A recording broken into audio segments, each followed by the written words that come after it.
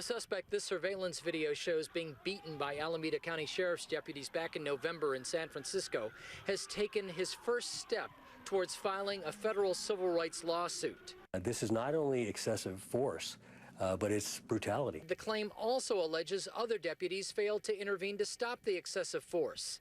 They also say there was a cover-up, alleging the two deputies now on administrative leave filed false police reports to cover up their misconduct.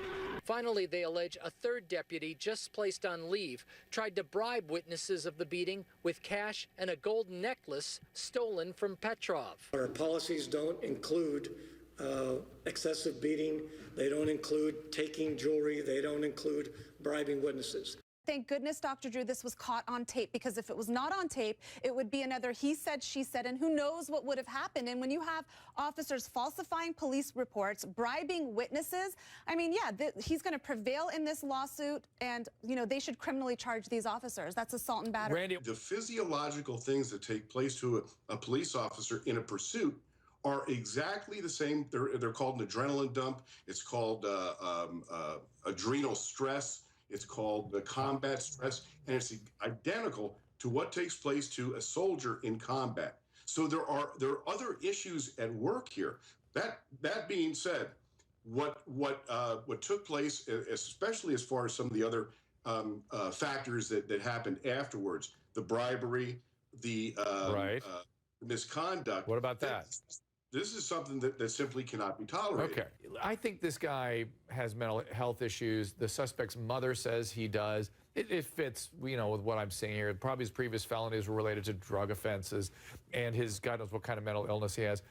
Can we do a better job with the mentally ill law enforcement? That's mostly what you're dealing with these days. Well, we're dealing with a lot of different things, and we do try very hard to deal with that. But, you know, just because someone's mentally ill doesn't mean that they're not dangerous, so you do have to take that into consideration. I mean, Mr. Petrov did have a gun on him that night, not on his person, but in his car, so he's not, you know, he's not just a person that's going around begging for money. That's completely harmless. I agree, but Cromie, you're saying no. Yeah, it's just excuse after excuse. Just own up that these cops need to be trained better and that this is inappropriate. Don't justify that just because it was 20 seconds that this may not be wrong. This is horribly wrong. This is disgustingly wrong. And like you said, Dr. Drew, mental health is a big issue, and these police need to start stepping up and saying, hey, how we approach these people is different. It's so funny. Brahma, it's funny. On this program, our audience reacts two ways. One is when I talk about mental illness as a cause for horrible behavior, they go, you're making an excuse. When cops overreact or react with intensity to someone with mental illness, our viewers are outraged that the cops would do that.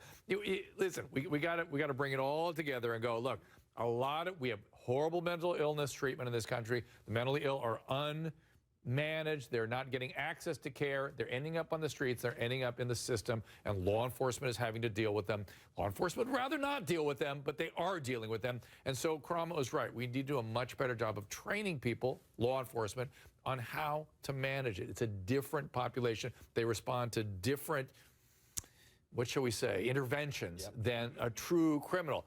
Not saying he should be allowed to run around with a gun in his car. I'm not saying he's not a menace. I'm not saying he's not dangerous. But there are more sophisticated ways to approach these things.